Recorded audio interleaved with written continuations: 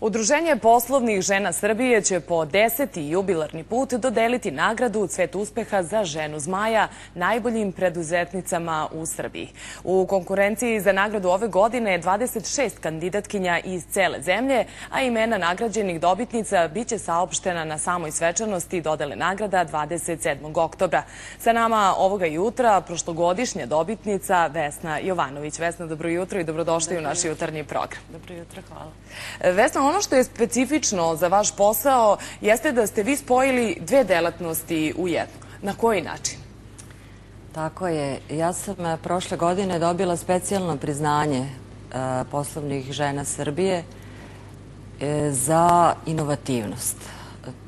Bavim se organizacijom transporta, odnosno firma u kojoj radim, u kojoj sam direktor, se bavi organizacijom transporta i to transporta robe, velikih količina robe u izvozu iz Srbije. Mi poslujemo na tržištu Srbije više od 10 godina i zaista smo uspešna firma. Ja sam spojila IT i transport tako što sam projektovala softver za transportne organizacije i to one koje se bave transportom robe u železničkom i drumskom transportu. To je u najkraćem ono što sam uradila. Naravno, ne sama, već sa timom ljudi. Odlično, Vesna. A koliko je teško biti uspešna poslovna žena u Srbiji? Ne znam šta da vam kažem. Mislim da je teško biti uspešan poslovni čovek bilo gde, zaista. Susrećete se svakodnevno sa mnogim problemima.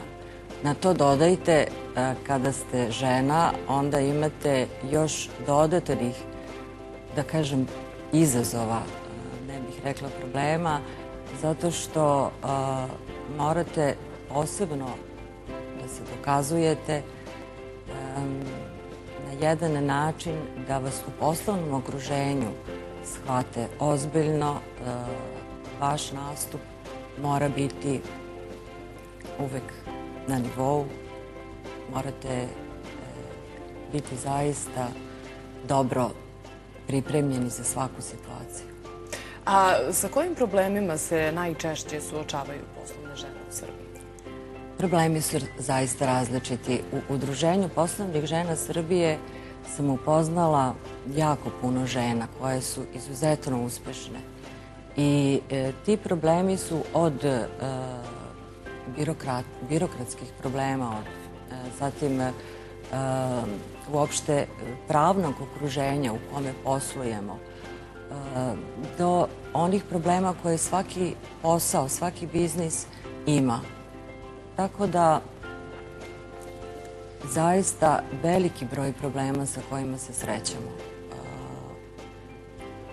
Ono što bih istakla to je da u ovoj godini kada se obeležava, odnosno podstiče preduzetništvo u Srbiji, mislim da su se stekli uslovi da se mnogi preduzetnici, mnoge preduzetnice u stvari da im se da podrška na jedan pravi način. Mislim da je celo okruženje privredno i da su shvatili koliko je važno podstaći taj sektor, odnosno dati podršku malim i srednjim firmama koje su u privatnom vlasništvu. Da su one na neki način taj motor društva koji daje jednu snagu i vuče napred. A u kojim kategorijama, sada da se vratimo na 10. jubilarni dan, tako je, u kojim kategorijama se nagrade dodeljuju? Nagrade se dodeljuju u dve osnovne kategorije. To je za najevropskiju žensku firmu i za najbolji model zapošljavanja žena. To su dve osnovne kategorije i podkategorija samozapošljavanje. Osim toga, Udruženje poslovnih žena Srbije dodeljuje i specijalne nagrade kojim želi da podstakne, da na neki način da podršku i drugim ženskim firmama i da ih osnaži, da one budu prepoznate u društvu kao vrlo važan faktor za napredak. Vesna, koliko je teška ta odluka da se započne sopstveni biznis? Nije laka, zaista nije laka. Pogotovo u okruženju, u našoj zemlji već dugo vlada ekonomska kriza, to nije ništa novo zaista. Ja sam se odlučila negde 2009. kada je ona velika ekonomska kriza 2008. onako baš buknula. Za mene je bila izuzetno teška odluka i to je nešto što je zahtevalo jedan višemesečno razmišljanje, priprema.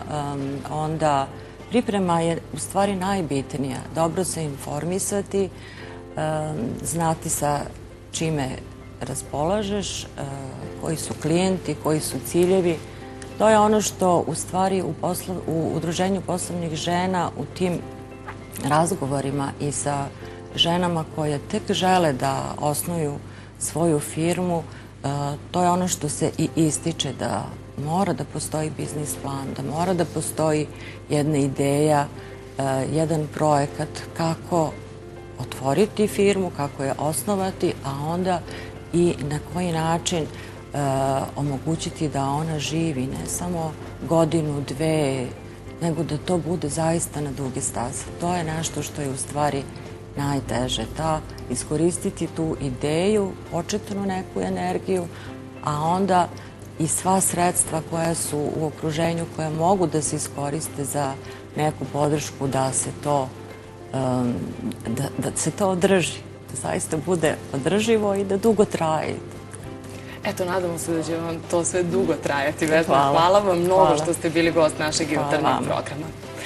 A mi nastavljamo dalje.